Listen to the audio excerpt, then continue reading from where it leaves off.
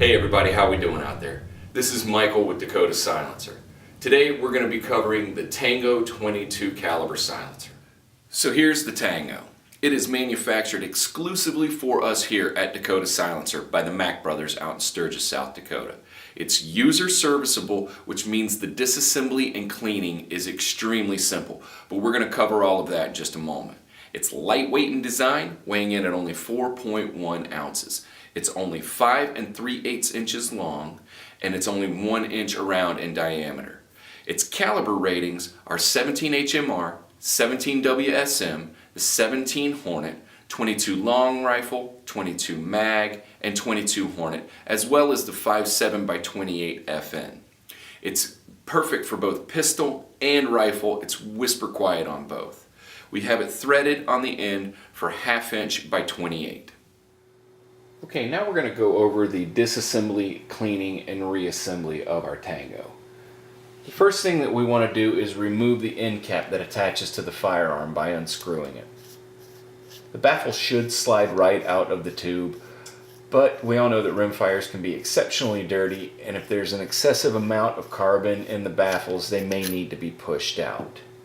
Should you need to remove the other end cap, there's a red tool in the box that the Tango comes in that has a profile machined into it that will align with the profile in the end cap and let you screw it out. Side note, if you misplace this red tool, the same pattern is machined onto the end cap that we've already removed, so we can use it.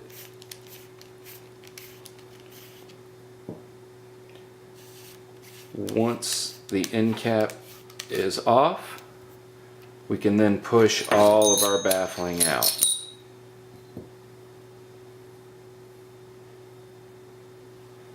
Now that we're fully taken apart, the baffles can be cleaned with a solvent of your choice or in a sonic cleaner.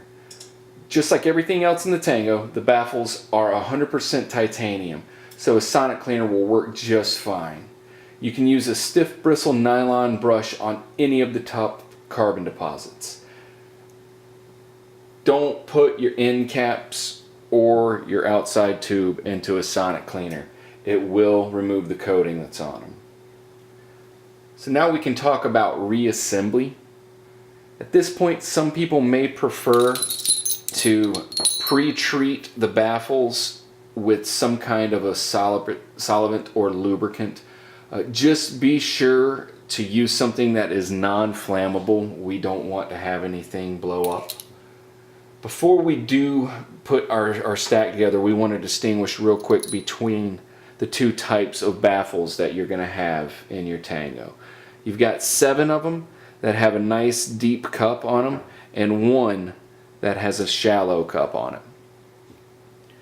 These 7 that are taller with a deeper cup can be stacked in any order.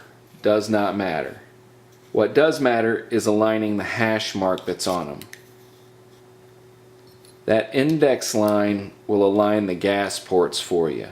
Again, it makes no difference what order we go together in or how we stack them. We just want to make sure that our index line is straight, and we want to put the last smaller, shorter baffle in the very end. Now we want to make sure that everything is seated properly. They stack really nicely because they have a machined shoulder into them. So it kind of creates a tube that goes inside of your tube. It's really nice for carbon control. It's one of the best designs out there for carbon control. So now we got to make sure that our stack goes into our outside tube properly. You have machine marks on both ends of the tube. The longer side is where our end cap that the bullet comes out is going to go. The shorter side is where our end cap that attaches to the firearm goes. We want to make sure that the flange on the bottom of our baffle is pointing towards the end that is going to connect to the firearm. So we can slide our tube within a tube there and reattach our end cap. Then we can thread on the other end cap.